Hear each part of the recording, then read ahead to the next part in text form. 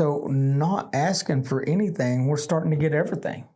And, and that's amazing right there, how God is just putting it in front of us. Tulsa Talks is the podcast that is inspiring people to have everyday meaningful conversations to gain perspective and help the world.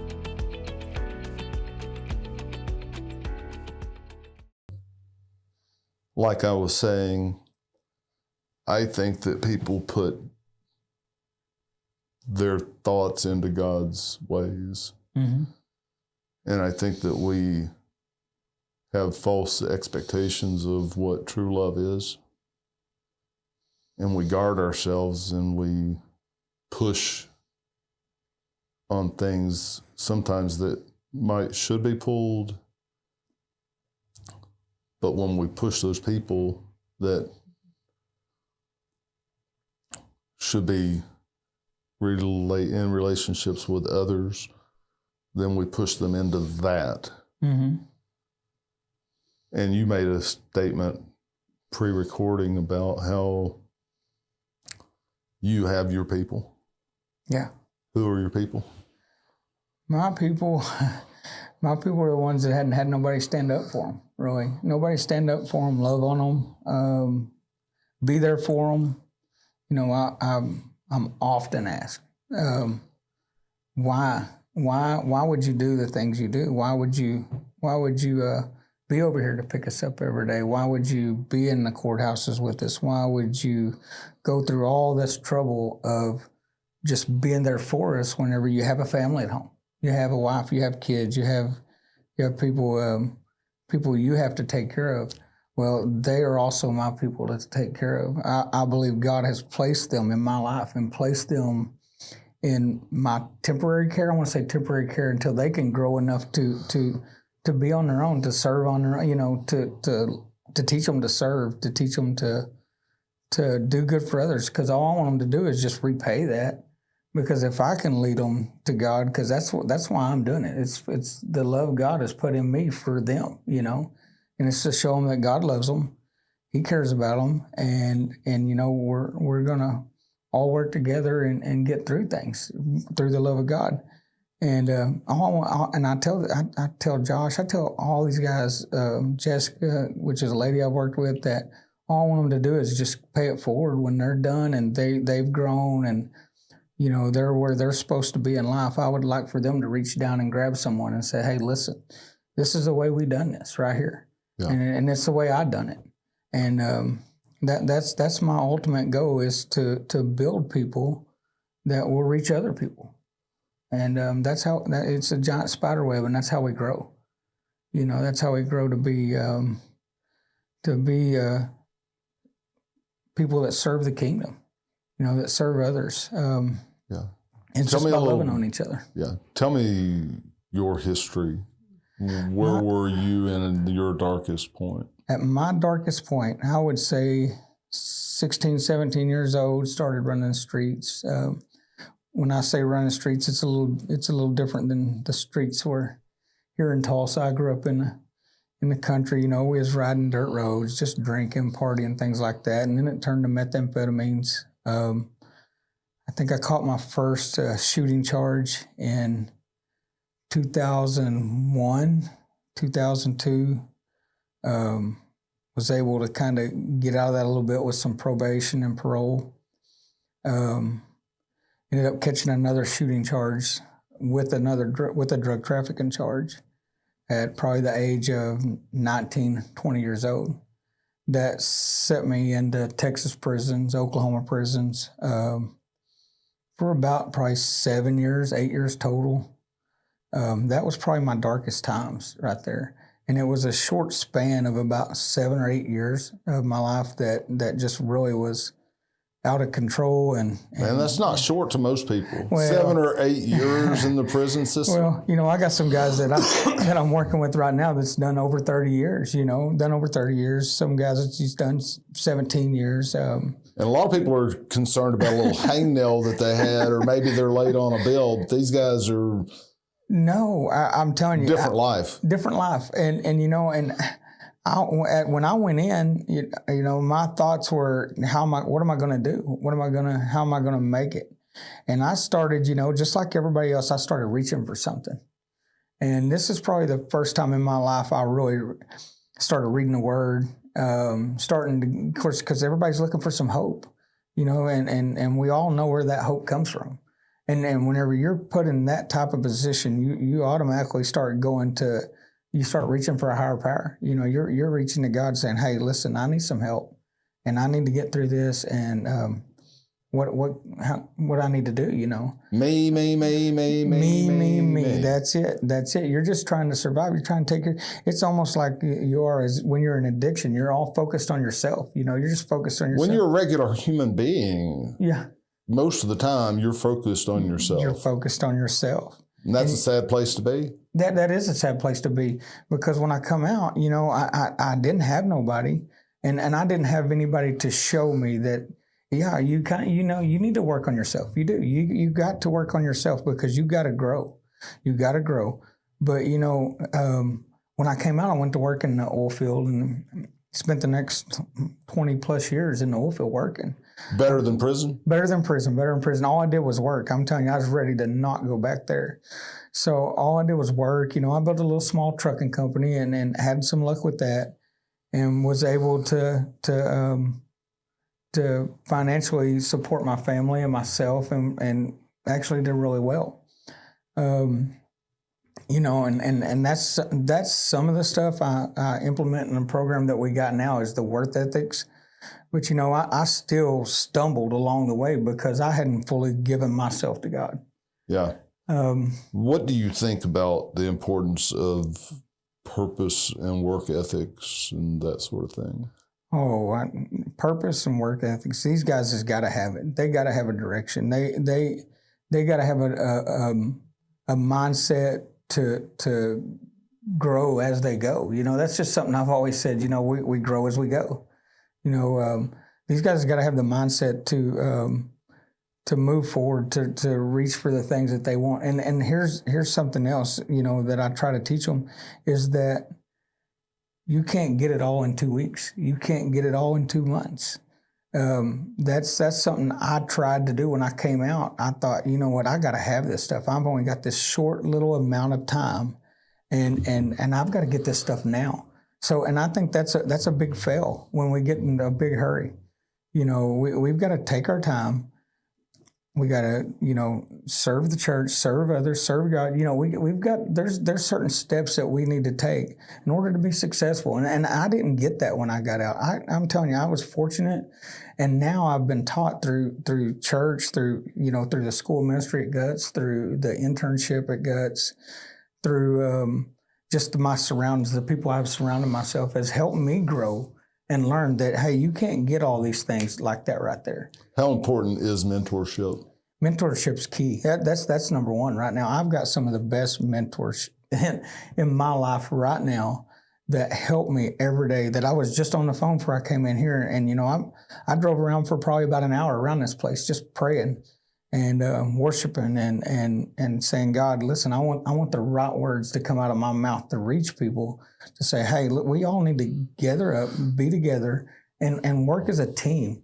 If we're going to make it work, we're going to have to work as a team, Yeah, Jesus didn't do it by himself. No, he didn't do it by himself. He had a group of guys, and that's what we got to have. We got to have, and it takes I want to say the older generation that's been at this a little while to mentor the guys that's getting out there and putting their hands to the plow. Yeah. We've got to have that backing.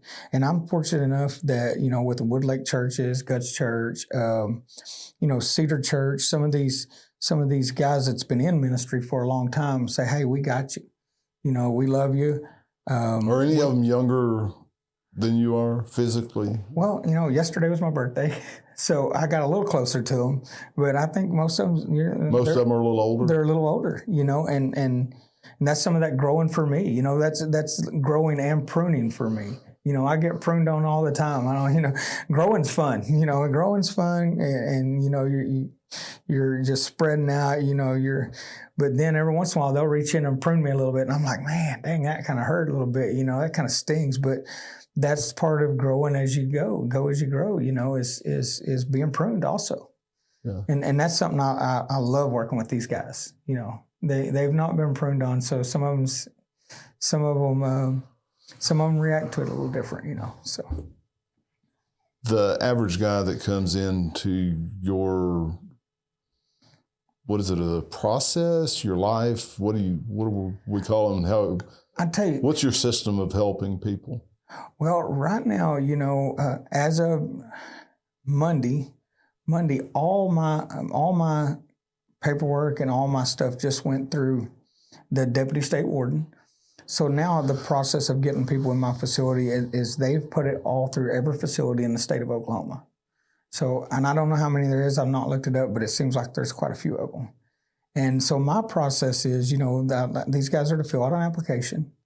I want to go and, if I can, do it on the phone call, you know, and then visit with them a little bit, and then go see them, you know, because these guys, you know, they're fixing to start reaching out. I have a letter in my pocket right now from a guy that reached out to Guts Church, and on the letter he says, you know, there's a letter in there for the Freedom House also.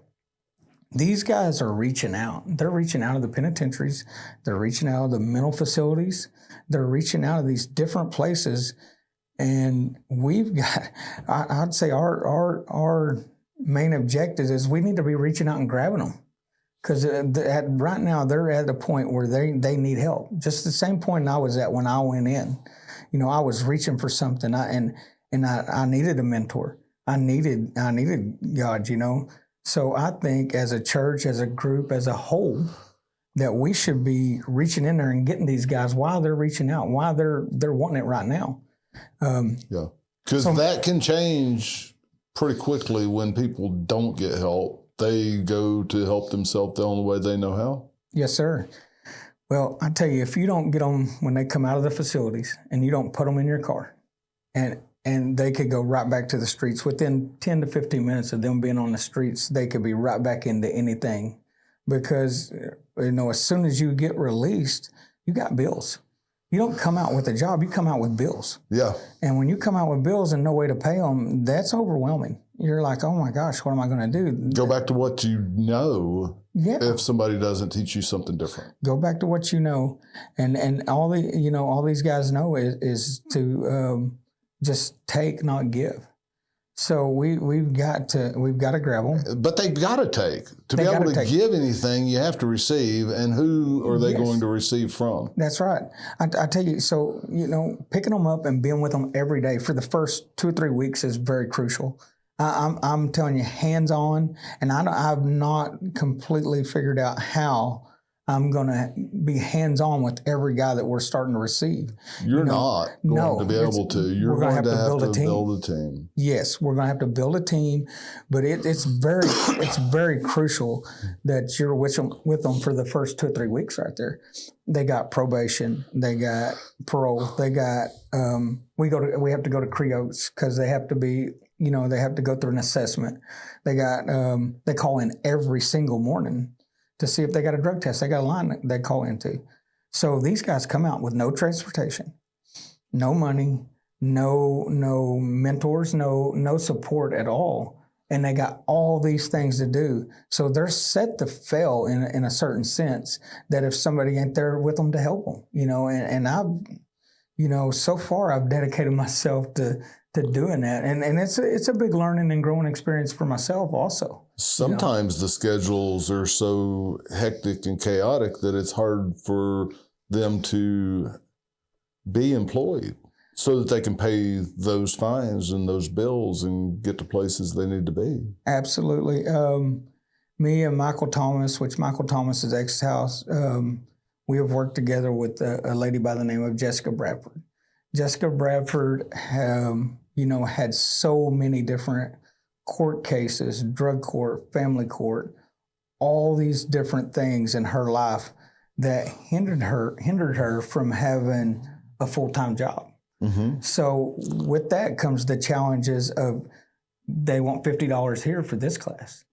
They want $20 over here for this class. And then they want this amount over here for this one. So Jessica was working and paying for an Uber to drive back and forth to get to these things. And Michael and all of us, I would take her to get her kids. I would take her to court classes. Michael would take her.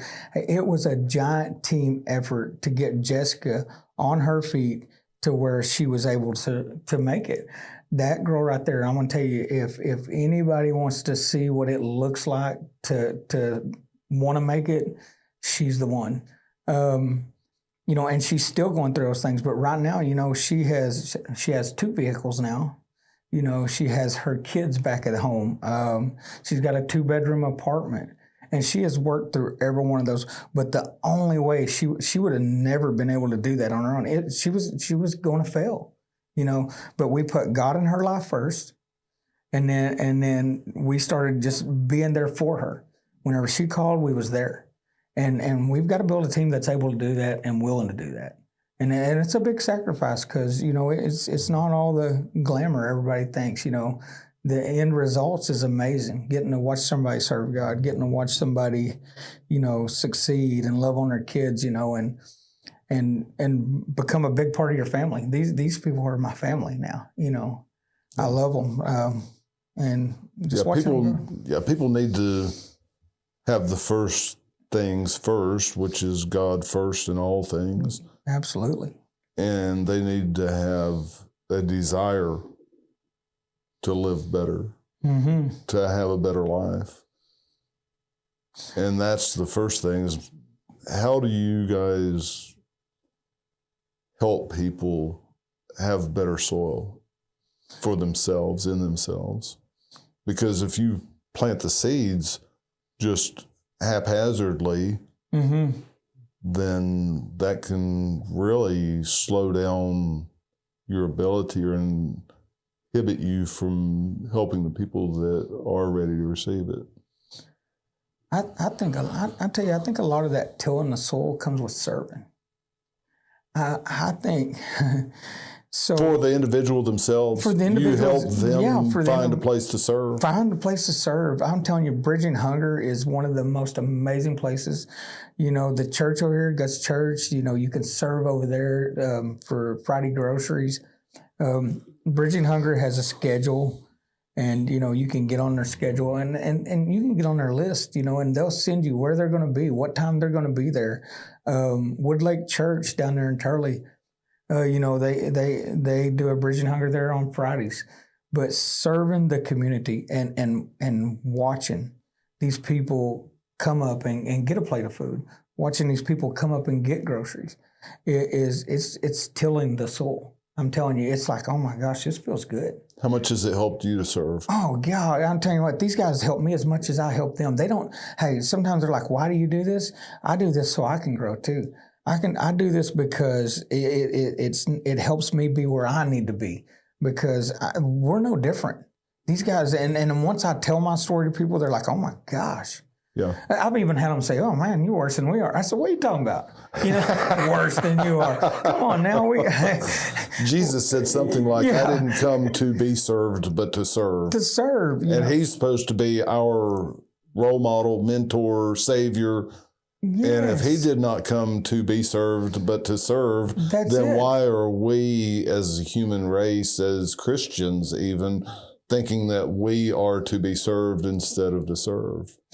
I had a guy ask me, he said, Ben, what's your funding plans for this thing? I said, I've not got a whole lot. I'd like to, have some small businesses, things like that these guys work in. And if this guy right here, whenever you buy this company, if they make $20 an hour, then whoever comes in there from the facility, they need to be making the same $20 an hour. Everybody's working the same. I said, but my biggest funding deal would be, we're going to serve. We're going to serve, and in return, we're going to be served. And what I mean by that is, hey, if we're needed at the churches, if we're needed in the community, if we're needed for the city, for the state, for whatever that is, and whatever they need, what I plan on doing is taking these guys, going to help clean up, going and working in the parking lots, mowing the yards for them if they ain't got somebody to mow, just whatever it takes to serve the community and serve. And I really believe that everybody's going to start reaching out and saying, hey, how can we help you? And so far, that's what's happened. I've not asked nobody for nothing, and somebody has given us a house that we've put guys in. We've been given transportation to put out there for these guys, you know. So not asking for anything, we're starting to get everything. And, you know, and that's amazing right there, how God's just putting it in front of us. Here, listen, you need this right here? Here, this is, and you know, he's going to give us what we need. He's supplied, you know, he's going to supply everything we need. Hey, Ben, have these things been delayed just a little bit longer than what you would have liked them to been before you've gotten them placed into your life sometimes? You know, absolutely, and I think it's taken a little longer because I've needed to grow also. You know, we have to understand that we have to be trusted with a little before we can be trusted with a lot. Don't despise small beginnings. Small beginnings. I'm telling you, I really stepped back and was wondering what in the world I was going to do here not long ago. And, you know, and God said, you're going to do what I called you to do. You know, I was prophesized over, you know, 3 different times over this. Years ago, like 15 years ago, I would go to church with my dad. My dad did some of this type of stuff, you know, and they're like, hey, you know, we got a word for you. And I wasn't really that much of a believer at the time, you know. And the first time I heard it was at Lighthouse Church in Eufaula, and it's like, hey, you're gonna save thousands of people. You're gonna help thousands and thousands of people. And I'm like, oh, okay, yeah, you know, and I just kind of moved on. Okay, whatever. Yeah, okay, whatever. And I just cruised on, you know, I just get on down through there. Well, we're in Forum Church months and months later. It may have been years later. I couldn't tell you. It's been a while back. Same thing. You're going to help thousands. You're going to help all these people. You're going to do great things, you know. I'm like, oh, yeah, okay, all right, you know. Well, about 2 or 3 years ago, when I first started really getting into starting to want to help people, there's a big prophet came in. His name's Nathan. They bust people all in these places and stuff, you know, and in this church, it couldn't even hold all the people that was there. And me and my wife was sitting there, and he was prophesying over people. They was getting people up out of wheelchairs. I'm talking, this was amazing. Cool stuff. Yeah, it was super cool stuff. God was there, and he was turning it on, you know. And I was like, yes, boy, this is awesome, you know.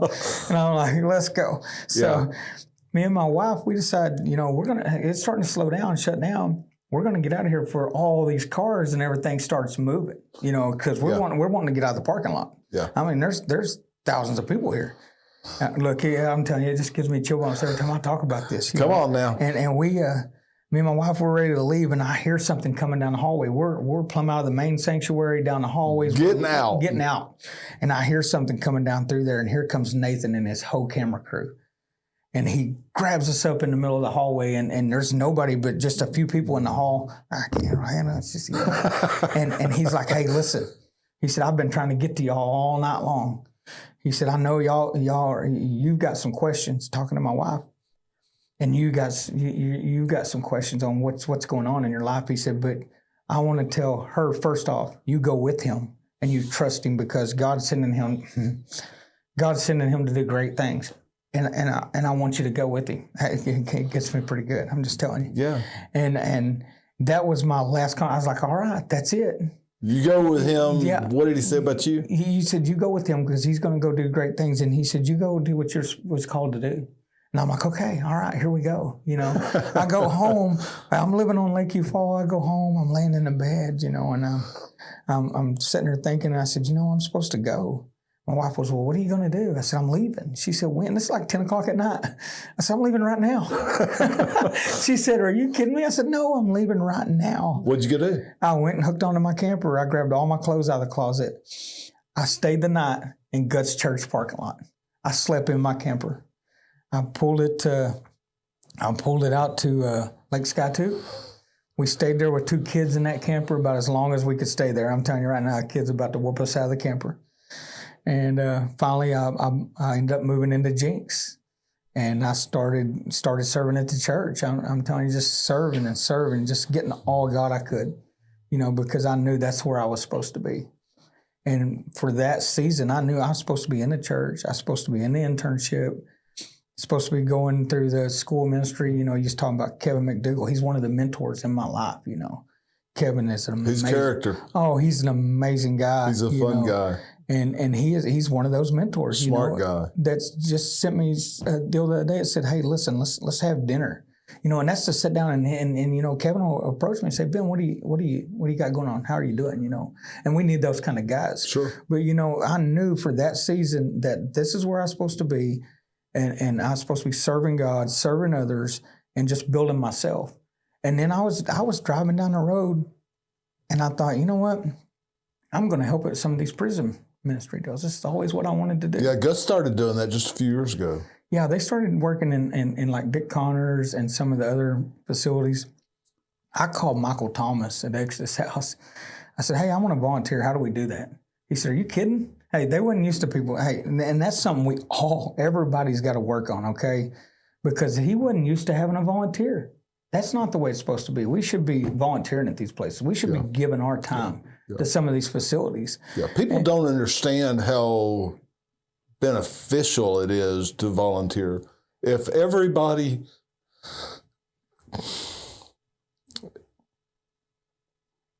knew how much you get when you give selflessly, everybody would be stumbling over each other trying to volunteer more than you've ever seen in your life. Yeah, you wouldn't be able to get a spot because it was so rewarding. Talk about catch your life on fire. Mm-hmm. Go give. Go give. Even if you're working and you're getting paid, go give more than your employer expects because you're bought into who God created you to be. Mm-hmm. Not because what you can get out of it, because what you get out of it is an automatic. Mm-hmm. It's an automatic. Yeah, we call that the extra mile. You want to go that extra mile. Yeah. That extra mile can change everybody's lives. And what's crazy is God knows the thoughts and the intent of the heart. And when you're going to get that extra, it doesn't work. You've got to go sacrificially, just doing what you've been created to do, and it will open your life up like you could never imagine. So you volunteered for this guy. Yes. And he was shocked because you did it. I'm stuck on what you said about giving. I was asked, and my stepmom and mother-in-law, they told me, they said, "Ben, don't go up there and give away everything you got." Because I will. I'll give it all. I give it all to watch somebody make it. And I have to be very careful because I will give it all to where it kind of starts getting into my own personal life and family. But since I'm going to tell you something. I'm going to tell you how God works. Since I've been serving, I can give, and it'll just come back. That's what I'm talking about. In some way, it's coming back. I promise you. And I really want to look back and say, "Hey guys, guess what? I don't think I could give it all away now." Because it just comes back. There's proof. There is proof in that. And it's not that I'm financially able to just give because I'm not. We still have bills to pay. We're still on an income. You know what I'm saying? Everybody needs support. Yes. As they support. Yes. And it's an automatic that if the fool will be separated from everything that he has, but when God's leading, he will never ask for more than what he knows that he wants, knows you should give. So we have to be led through a discernment or with discernment because, we can burn our house down and not have accomplished anything. That's not what we're talking about here. Yeah. We're talking about going with discernment and living further than you've ever imagined. Yes. And I was asking, I always say, these guys, they challenge me now. The guys I'm around, they challenge me. And which guys? The guys that you're helping or the guys that are mentoring? Both of them. Both of them pretty challenging, let me tell you. The guys that are in my life, that have Cedar Church and have Woodlake churches and And, you know, all these guys, and they challenge me to be a better person. They tell me, they say, you know, hey, we need you to write these business plans. We need this right here.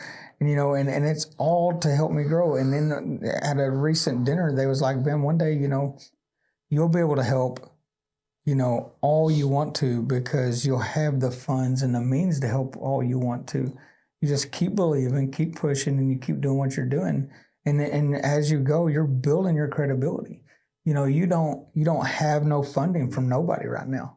You're funding all this stuff. You've been funding all this stuff. You've been doing all this stuff for 2 years, going on 3 years, with all your own stuff, you know. Man, I'm 6 months into this complete peace movement with 2 employees and 0 revenue. Yeah. So you don't know I'm following your footsteps. Yeah, you know what I'm talking about. You know, and we all know that God's going to bless it, and it is going to thrive. It's going to do what it's supposed to do. It's going to be what He designed it to be. That's right. Because as we walk it out. As we walk it out. You can't be scared to put your hands to the plow. You can't be scared to go. Because it's gonna all fall just the way He wants it to fall, not the way you want it to fall. And that's some of that pruning. Surprise! Yeah, that's some of that pruning right there. You know. Surprise! Yeah. Look here. But you know, now it was back to where we was talking about going and helping Michael at the X House. God, what a blessing! That place has been such a blessing. The churches, Boston Avenue, all these. Hey, I've been in so many different churches with these people. Getting to know people as you go. Oh, gosh. Gaining connections that are worth more than you could ever imagine. I'm telling you right now, CEO, all these different places have played a part in my life, but they have played giant parts in these people's lives. Mm-hmm. And you find the ones that you need to help grow, you know. And that's where it's at. And the Exodus House was one of the biggest blessings as far as learning about this, because they welcomed me in. They said, I tell you, I went over there and I just done a bunch of remodeling. I just kind of helped them out. We'd remodel. Then me and Michael would go pick people up out of facilities. One of my favorite ones that I picked up, and I know he's going to watch this, so I'm going to talk about him on here. You know, his name's Marty, and I said, Marty, where would you like to go eat? You know, and this is some of the fun stuff you get. You know, like, Marty, where would you like to go eat? Well, you know, we'll buy you whatever you want to. You know, a steak, something like that. He said, you know, I really want waffles. Can you take me to the Waffle House? I said, you know, the Waffle Houses are about shut down nowadays, but I think I can get you to the Waffle House. But, you know, just sharing that with Michael and sharing that with Marty and going and doing these things, it was huge in the things that I'm doing right now. You know, it was big in my growth. Yeah. So I appreciate every place I've been. Have you had any missteps? Have you stepped past where you were ready to or equipped to step yet? Absolutely. Yeah. What happens with that? You grow. I'm telling you, that's a grow. That's like a bop. Back, you step back and grow into that. That's a bop on top of the head. You know, you're like, okay, all right. So you wasn't ready for that. You went a little. That door was creaked open. It wasn't all the way open for you yet. It was headed that way, but you know, just because you have a vision of something that should be doesn't mean that you're ready to step all the way into it. Absolutely. You know, and that's where God takes care of you at right there. He equips you for all situations. You know, and coming in here, I wouldn't. Me personally, myself. You know, I'm not equipped to speak out and things like that, as far as I know. It looks like you're doing fine. Yeah, man. I do pretty good once I get going, you know. But, you know, I'm in the car and I'm praying, Holy Spirit, you need to speak through me, you know, and go before me. I need you. I need you now. And that's it. You know, what I'm speaking now is a lot. That's where that's coming from. Speaking boldly, you know, because I want to spread God's word as I go forward with what I do. So when I walk into situations and I'm like, oh my goodness, you know, because I walked into some pretty good ones where I thought, man, you're a little bit over your head on this one, you know, and some of the guys I'm around, they know, you know. But you're surrounded by people, oh man, what you've already said, mentors helping you, and you're helping these guys that are coming out of the incarceration or mentally challenged different situations in their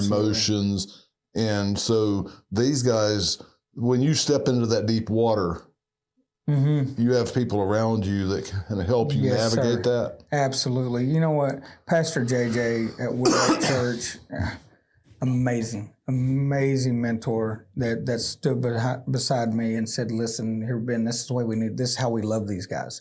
This is how we do this right here. Has he been to prison? No. Has he been in any kind of trouble? Not that I know of. David Grosshart is another guy that's in my life that is very influential in Tulsa, probably across the world, that has snatched me up and said, listen, Ben, this is how we do things. This is how we walk. This is how we approach things. He has been on hard times. He has been, without things. So that builds the heart for the things that I'm doing right now. He didn't grow up the way David didn't grow up the way he looks now, the things he's doing now. He worked into those. God has blessed him with those things. So having those type of guys in my life to mentor me that says, hey, listen, Ben, that's not the way you go do that. And I've had them say, listen, this is not the way. That point blank, just like that. Oh, in front of everybody, not just in front of our little group, I've had them say, hey, listen, this is the way we speak. This is the way we believe. And this is the way we move forward from what we're doing right here. We love you, At the same time, bopping me on the head and saying, listen, you need to straighten up a little bit on this right here, but I want you to know this, we love you. Your heart is right. Your actions might not be exactly. Yes, and we love you, and we're going to work through this with you. And you do that for the people that you're helping? Yes, as well? I just pour that. Hey, the things I learn, I just pour right back. It's kind of like a pyramid of wine glasses. I know everybody has seen those pyramid of wine glasses. You just fill up the top one. And when that one gets full, it goes to the next one. And then that one gets full, it just keeps on trickling down. That's the way all these places have been and all these mentors have been for me. What Pastor JJ gives me, what David gives me, what Guts Church or any of these, the internship, the school ministry, I have just used that to pour back into my guys. They've filled my cup up and my cup goes over and it just goes to the next. And then that's just a trickle effect that, I told you about the prophecies where you're going to help thousands of people. I've laid in bed at night and thought, you know what? If you help 10 people and those 10 people help 10 people and those 10 help 10 people, it ain't going to take but about 2 months and you've done helped thousands of people. We better go for millions. We better start trying to reach the world because we're already reaching thousands of people, I wrote something last night on our Tulsa Talks Facebook. Have you considered how many people Jesus has influenced? I actually wrote it this way. Have you ever considered what Jesus' 3 years of ministry, how it affected the last 2,000 years? 3 years of ministry. What has it done to world culture? What has Jesus' 3 years of ministry done to world culture for 2,000 years?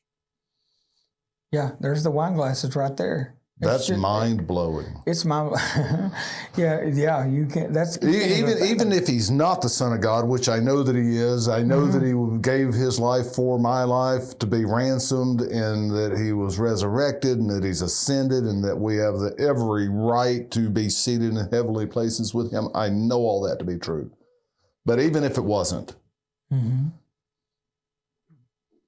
how amazing is it for 3 years of ministry to change world culture for 2,000 years? Yeah, and it's changing it daily. That's what I'm talking about. Daily, every day. That has changed billions. Changed your life? Changed my life, yeah. It changed billions of people. And if and he said, I go to the Father and the things that I've done, you won't only do those things, but you'll do even greater. Yeah, you're the greater. Where are we taking our stance? That's good. Like it.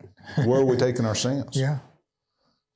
By people pouring into your life and you pouring into their life.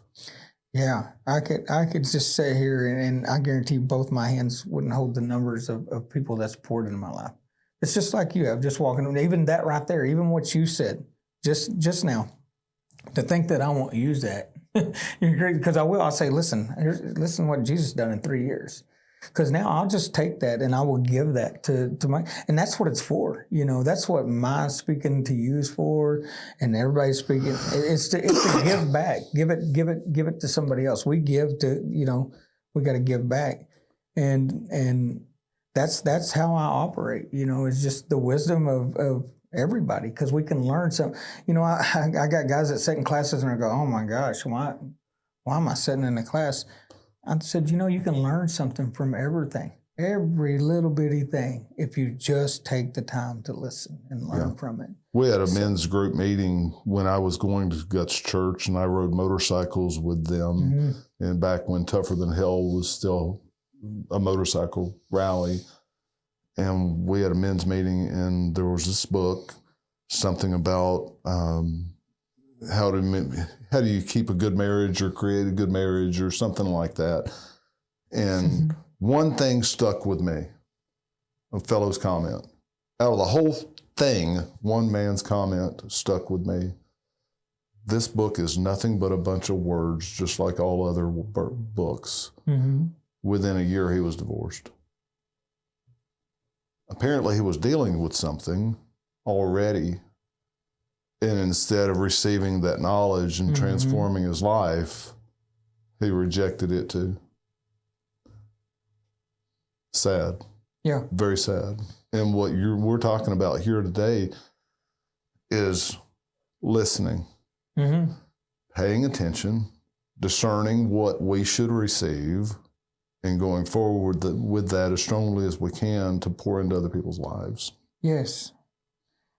That's what these guys need too. They need somebody there, and to. That's what we all need. Yeah, we all need, and that's given to them. Getting, receiving, and then giving is the key to it all. The flow of life. It's the key to every bit of it. I tell you, and the churches have got to be willing to step up and help people.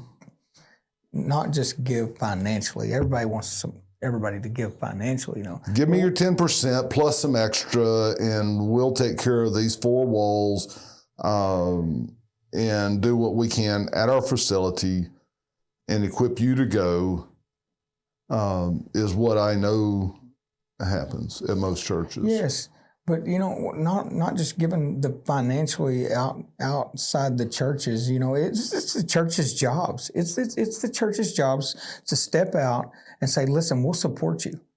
If you're going to go to the highways and the hedges and you're going to go reach these guys and compel them to come in. Yeah, and you're willing to go into these prisons and you're willing to step into a house with a guy that done 33 years for things, or you're willing to step into that environment. A lot of people don't fit there. No, a lot of people don't fit there, but the ones that do, that's been there, that's willing to step inside there and say, hey guys, let me help you. The churches need to be supporting that. Yeah. They need to be supporting that. And not only financially, but spiritually. I'm talking like, hey, let us come in and do a Bible study. Hey, let us come in and sit down and do some one-on-one with your guys. It takes sitting, just like me and you sitting, with some of these guys to pour into their lives and to let them know, hey, listen, you don't just care about the house. You care about the person sitting right there.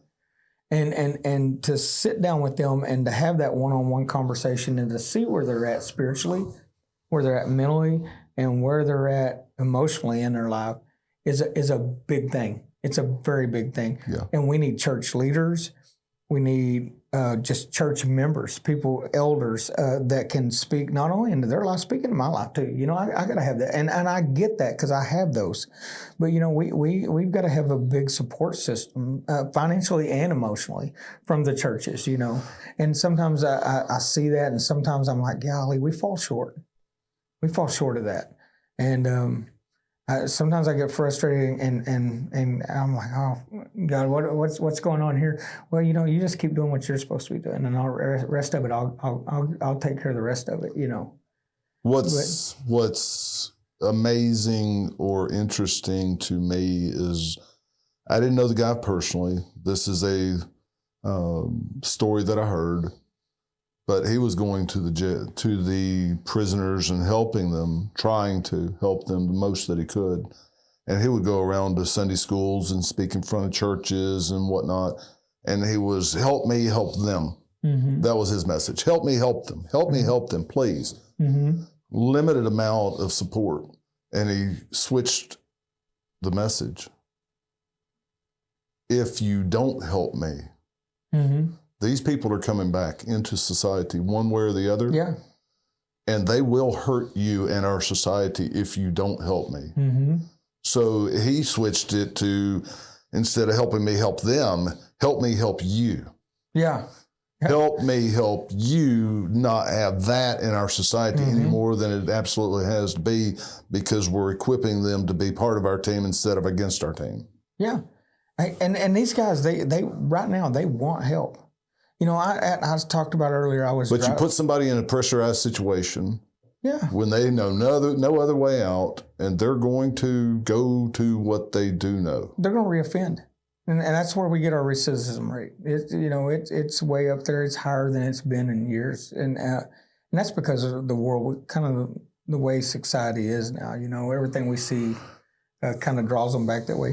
But these guys are reaching out. They're reaching out. And you know, I was talking about driving around here and praying and just worshiping and getting my mind right so I could come in here and speak boldly, speak the way I'm supposed to speak, you know, and let the words come out of my mouth that he wants everyone to hear, you know. But I thought, you know, I'm going to run by the church. I'm going to go see Josiah. I'm going to go see Andrew Inkley and some of these guys at the church while I'm over here. And I'm going to pray with them for a minute over here at the church. You tell them you're coming to see me? Yeah, I was telling them I was coming over here to see you. I said, I'm going to go over here and I'm going to pray with these guys. And I'm going to get my mind right. Now I'm going to walk up in there and I'm going to let them hear what God and what the Holy Spirit's wanting everyone to hear is basically that we all get together and we all got to help. But while I was there, I had no idea. Andrew Inkley, give me this letter right here. Who'd you say? Andrew Inkley. Okay. And this is a letter from a guy out of Osage County Jail. That letter right there, he's reaching out. He on this letter right here, it's addressed to Guts Church, and on the back of them it says "Letter inside for the Freedom House." These guys are reaching out of the facilities, and any way they can. Now, how did he get my information? I don't know. I don't know how he got it in there, you know, but this guy has been put on my books now. He's been put on, he has reached out to me. So now my heart is, hey, I got to go get this guy. Yeah. I got to get this guy. And if I don't, I guarantee I won't be able to sleep at night until on the way over here, my mind went from this podcast to, if you grab my phone, you'll see where my wife sent me numbers to Osage County Jail. So I'm already trying to get to this guy right here. Yeah. And I already know what he looks like. You know, we've got him pulled up on the computer. I know what the guy looks like. I know a little bit of his background, you know, some drug charges, some eluding police charges and things like that. But these guys are reaching out to the churches. Hey, we need to be reaching in there and grabbing them, because this is the time. Their hearts are soft right now, and they're not hard, and they're not hardened to the world. And now is the time for us to plant the seed in them that can get them where they need to be, and that's it to heaven, you know, and further the kingdom, you know. And this right here, and I was like, okay, that's why I went to the church. I thought I was going to the church to get prayer, go over and pray about this stuff like it. But no, you sent me over to the church to grab something to say, hey, look, I think everybody needs to see this letter right here. Yeah. That says, hey, I need help. Yeah. I need help. And you know, he reached for the churches, and that's where they're going to be reaching for. Yeah. So and if Ben's message resonates with you, then you see this. And Bill Shear, pastor of Guts Church, used to say, he might still say it, you see it, you own it. You see it, you own it. This guy is mine now. He's mine.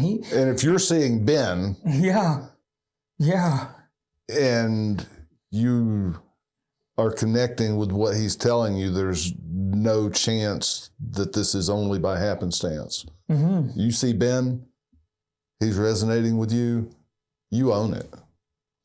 Yeah, I believe you see it, you own it. I believe my feet go nowhere they're not supposed to be. God leads me in every direction. And so if you believe that way, then you're watching this podcast for a reason. You know, and you've watched it all the way through, or you've watched part of it, and you say, hey, listen, I want to help those guys. You know, I'm not. How do they connect with you? Just, you know, you can, I'll leave some cards with you right now. I've not even got a Facebook page set up. I'm telling you, I've literally just taken this thing into my own hands and just kind of kind of behind it. I say Stepping behind, it out slowly, making sure that the Stepping it out. platform is built properly. Absolutely. That's 100% what we've been doing. Just walking through it slowly and seeing what everything looks like. But, I'll leave some cards with you. There'll be some information here. Is it okay if we put that information on the description? Absolutely. Absolutely. And I'm here to help anyone, And if you're out there and you're watching this podcast and you're like, hey, I need that guy to come to my facility. I need him to come talk. I need him to come speak with these guys. Call me. I will come there. I'm telling you right now, that's not a problem. And you'll go to churches too and tell them about what you're doing? Yeah, we'll stand up in church. I'll bring people to the churches. I'll bring Jessica. I'll bring TJ. I'll bring some people that will stand up and say, listen, this is where we was. This is where we are because God's changed our lives and because somebody stepped in and grabbed a hold of us and said, hey, listen, we're not going back to where we was. We're going up. We're taking a different elevation in life. Believe it or not, man, I met a guy at the Salvation Army, and I've said it a few times on our podcast, but he was in his early 30s. He was at the Salvation Army, and I was out there measuring their parking lots, see what kind of patching work we could do. I used to be in the construction industry, and I'm a conversationalist. So I met this guy, he's early 30s. I asked him during conversation that I was having with him for about 5 minutes, so what's your life goal, man? Where are you going to take your next steps? He said, I don't know, but I do know that I don't want to go back to prison until I'm at least 50 years old. Until I'm at least 50 years old. Until I'm at least 50 years old. That blew my mind. Oh, yeah.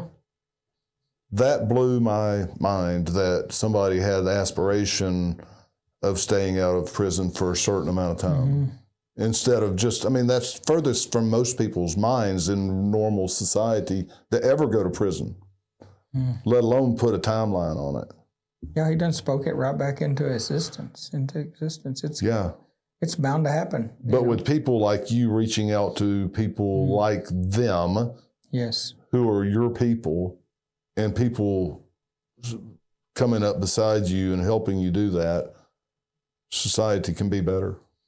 Absolutely. I'm telling you. By changing those people's lives and loving them the right way. That's it. You just got to love these people. You got to, showing them how God loves them. I'm telling you, not just your love, but the same question it always comes up. Why? Why are you helping? Why are you helping? That's because that's what we're supposed to do. That's what God's called us to do. That's what we're supposed to do. You see it, you own it. And anybody who wants to come up beside you owning that, we're going to have information in the descriptions. Thanks for coming, Ben. Thank you. We are here to help you discover or develop your passions, how you can use them, and why you exist. How can we help you help others better?